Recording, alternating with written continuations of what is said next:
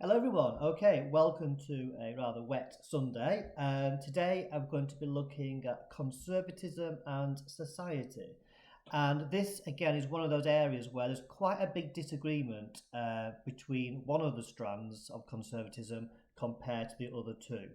And you might not be surprised to find it's the neoliberals, Rand and Nozick, who are in particular in disagreement with the One Nation conservatives and traditional conservatives, who are pretty much in agreement, I would say, about conservatism and society. So I think what I'll do, I'm going to go through the traditional and One Nation conservative view of society, then go through kind of the new right, in particular neoliberal view of society, and then try to pull together at the end some kind of general areas of agreement and disagreement. Again, as I'm going through which the two different strands, I'm bound to say, oh, the new right disagree with this or whatever. So let's look at traditional and One Nation conservatives. I think one thing to understand from these two groups is that they do believe in society. Um, and they believe that society helps to provide security for people. Because remember, we're all flawed, aren't we? We're all imperfect. It provides that security which people need, whether that be psychological security or kind of physical security. It provides stability, so people know where they are, and and for the same point, it provides order. So stability and order, and we need stability, we need order, we need security in order to kind of thrive. This is something which traditional One Nation conservatives very much believe in. A bit less, I would say, on the new right, although they too do recognise some form of society. They just recognise quite a different society, I suppose. And also, they do believe in security as well. One of the roles of the state, from the new right's point of view, is to provide security. So I suppose there's some agreement there amongst them. Anyway, let's concentrate on traditional and One Nation conservatives. Now, they believe that society developed organically, naturally, after the state. So if you think of Thomas Hobbes, his view of human nature is that we're all nasty individuals who are out to kill each other, bash each other over the head, nick all everyone else's goods, blah, blah, blah, blah, blah. You cannot have a society that develops in that kind of situation. So you need the state to do its job of providing order and stability. And once you've created that order, once you've got stability in place, then society will grow naturally. The state should not be involved in creating society.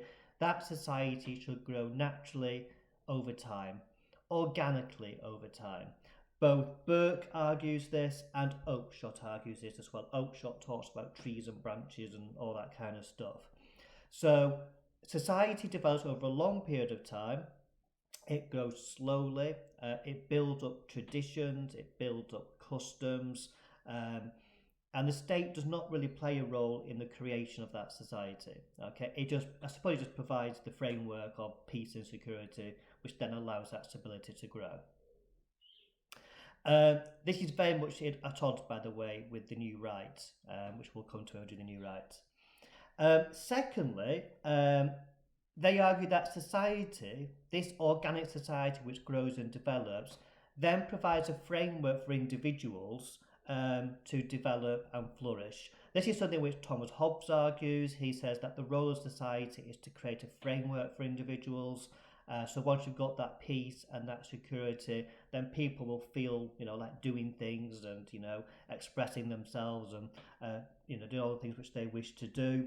And Burke and Oakeshott also agree with this as well. Okay, society allows for human development and human security, and a natural hierarchy will emerge. So over a period of time, there'll be certain individuals who have perhaps got more resources to hand, or I don't know, talents which society or people kind of value more than others, or whatever it happens to be. But over time, a natural hierarchy will achieve. They don't see society as being equal, they do see it as being unequal, if that's a word.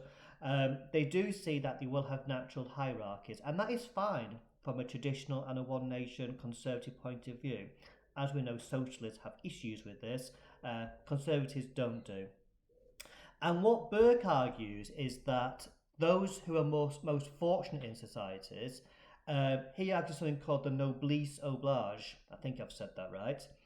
And what that basically means is that those at the top of society, those at the top of the hierarchy, have an obligation to look after those at the bottom, the less fortunate. I suppose this what developed into something called paternalism.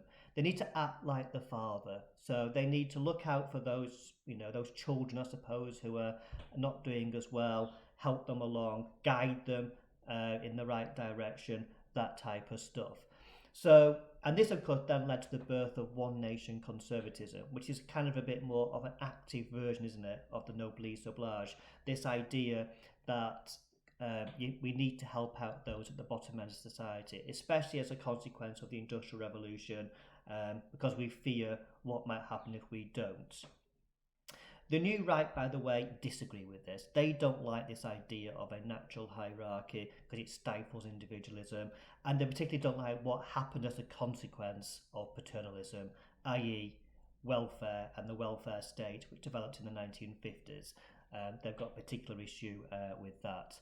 Nozick argues that the state basically owned people through the welfare state. But anyway, we'll come to that later on. A third area which traditional One Nations tend to agree on, and it's kind of linked into, all these things are kind of linked in, it's kind of linked in very much into the first 2 points, is this idea that customs and tradition are important. This organic society develops and grows over time, and it develops certain customs, it develops certain traditions. I mean, you can look at your own lives, can't you? Even when we haven't been at college all that long, have we, due to all the lockdowns and stuff. But you get into your own little customs and traditions, don't you? You might always go to the canteen for a cup of coffee on a Monday before you have politics, or you might always on a Friday, go to McDonald's with your mates. You kind of develop your own customs and traditions. It's kind of developed organically, hasn't it, over time?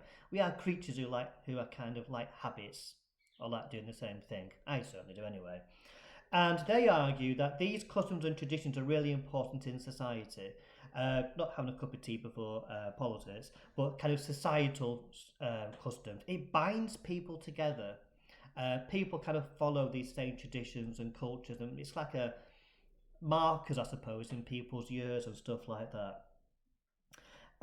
So, things like in Britain, for example, think about sort of our traditions and cultures. So, things like, I suppose since the Second World War, we've had this obsession with the First and Second World War. So we have this custom and tradition of like Remembrance Day in November. We had the D-Day celebrations and the end of the Second World War celebrations on a fairly regular basis. There's various traditions involved around the monarchy, isn't there, as well? They're all designed to try and bind society together. We've got some like common values, which then provides that security and that stability. And we'll look at more about this when we do about nationalism next year. And because these traditions have come about naturally and over a period of time, and there's certain things we celebrate and all the rest of it, we should be very careful about changing anything. One Nation conservatives and traditional conservatives are very reluctant to make changes to society. Any change should be based on what they call empiricalism. It's a posh word saying it should be based on evidence. And this isn't just for like society, it's for everything.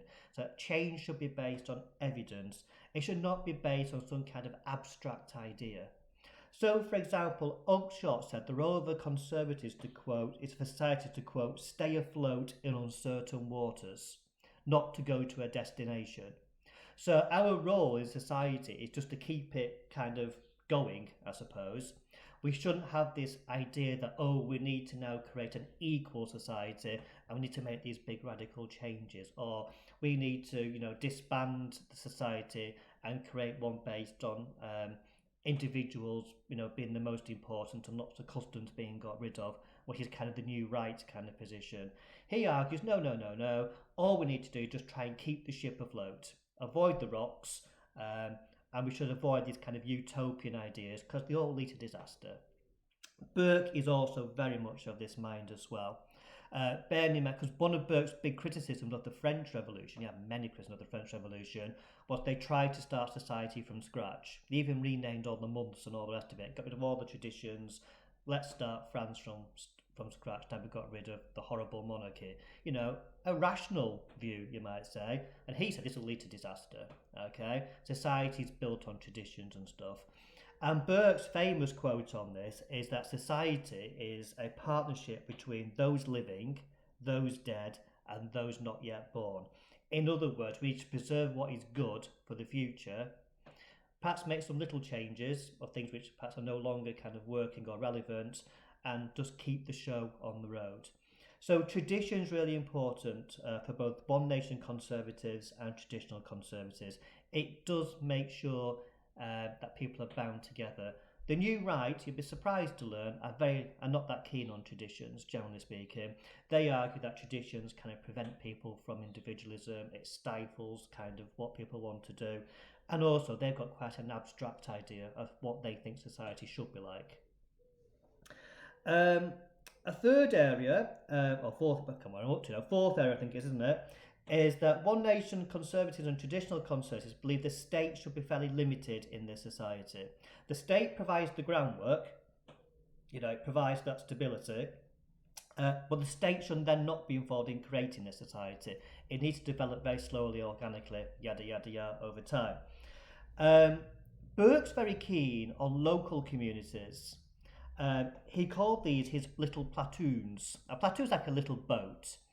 And what he basically argues is that people like local communities and getting involved in local things, and people will naturally want to join with other people who share perhaps similar ideas or views. So, for example, you might argue that you have all joined the little platoon of King Edward's College, and you accept the rules and the hierarchy which our little platoon has.